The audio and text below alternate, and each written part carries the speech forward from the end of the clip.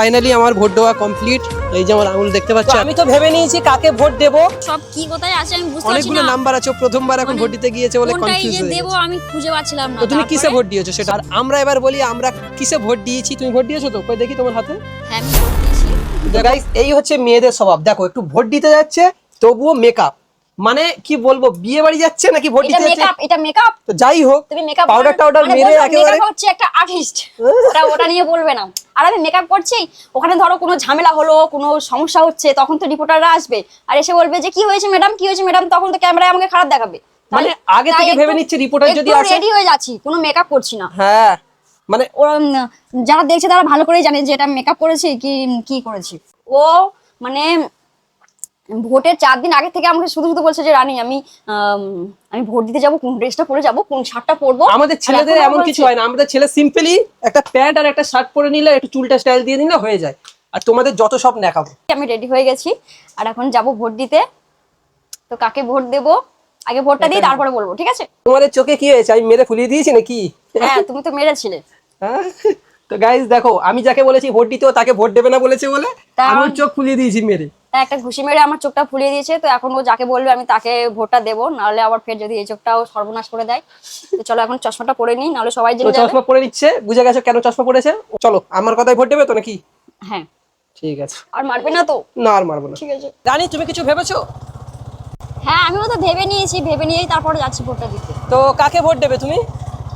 কাকে দেব ওটা এক্ষুনি বলতে হবে, আগে ভোটটা দিয়ে আসি তারপরে বলছি।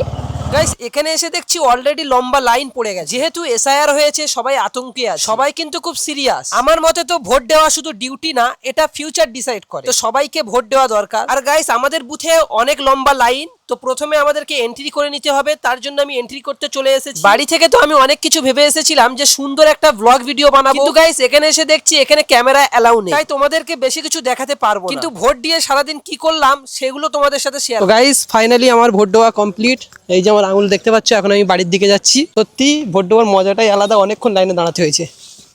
আমি আর অসীম ভোট দিয়ে নিয়েছি, আর এত পরিমাণে গাইস ভিড় তোমাদেরকে কি বলবো। আর ওখানে তো ক্যামেরা করতে দিচ্ছে না, তো বলছে 100 মিটারের ভিতরে ক্যামেরা করা যাবে না, ব্লগিং কোনো হবে না। তবুও যতটা পেরেছি নিয়েছি। ভোট দিয়ে চলে এসেছি। দাদাও ভোট দিয়েছো তো? আমরা সবাই ভোট দিয়েছি, আর ভোট দেওয়া আমাদের অধিকার। তোমরা যারা ভোট দিয়েছো কমেন্টে বলো যে 4 তারিখে তাহলে কে জিতছে। গাইস এখানে সুন্দর লোকেশন ছিল আমবাগানে, একটু আমরা ফটোশুট করে নিলাম। তো ফটোগুলো কেমন হয়েছে অবশ্যই কমেন্টে জানাবে। সন্ধ্যা হয়ে গেছে, এখন দাদাদের বাড়ি এসেছি, এখন চা খাচ্ছি আমরা।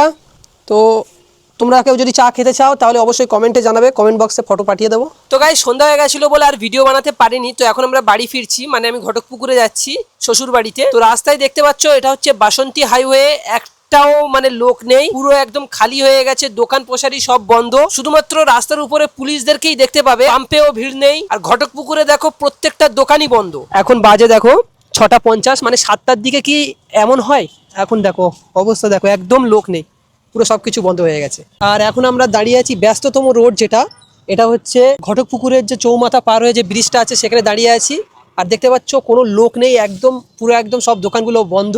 আর আমরা এবার বলি আমরা কিসে ভোট দিয়েছি। তুমি ভোট দিয়েছো তো? কই দেখি তোমার হাতে। হ্যাঁ আমি ভোট দিয়েছি। তো দেখো গাইস ও ভোট দিয়েছে, আমিও ভোট দিয়ে নিয়েছি। তো কাকে ভোট দিয়েছি এবার তোমাদেরকে বলি। তো আমি যখন ভোট দিতে গেছি, প্রথমবার ভোট দিয়েছি।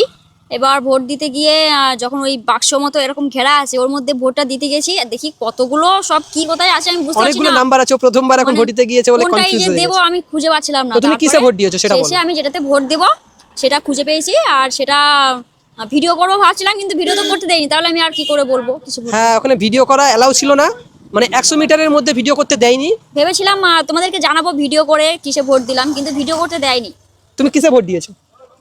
আমি ওই যে দলটাই ভোট দিলে আর কি ভালো হবে সে দলেই দিয়েছি। তুমি কিসে দিয়েছো ভোট? তো আমি দিয়েছি সেটা তোমাদেরকে আমাকে বলতে হবে না, কমেন্ট বক্সে সবাই কমেন্ট করো আমি কিসে ভোট দিয়েছি। আর 4 তারিখে তোমরা দেখতে পাবে আর যে আমি আশা করছি কিসে ভোট তোমরা দিয়েছি। জানো আমরা কিসে ভোট দিয়েছি। হ্যাঁ তো গাইস দেখো ফাইনালি আমরা দুজনেই ভোট দিয়ে চলে এসেছি। আর তোমরা অনেকেই বলছো যে কিসে ভোট দিয়েছি, সেটা তোমরা ভিডিওর মাঝখানেই বলেছি। তোমরা তো ভালোভাবে হয়তো ভিডিও দেখোনি, স্কিপ করে এসেছো, ওই জন্য বুঝতে পারছো না। আর সবাইকে আমি একটা কথাই বলবো, আজকের ভোটটা কিন্তু খুব শান্তশিষ্টভাবে হয়েছে, খুব সুন্দরভাবে ভোট হয়েছে। আমি চাই এমনভাবেই ভোট হোক। আর তোমাদের ওখানে কি কোনো রকমের লড়াই হয়েছে, ঝগড়া হয়েছে, নাকি শান্তশিষ্টভাবে যেমন আমাদের হয়েছে তোমাদের হয়েছে? আর এই যে রানী আজকে প্রথম ভোট দিয়েছে, তোর মুখ দিয়ে শুনে নেই যে আজকে ওর ভোটের এক্সপিরিয়েন্সটা কেমন ছিল।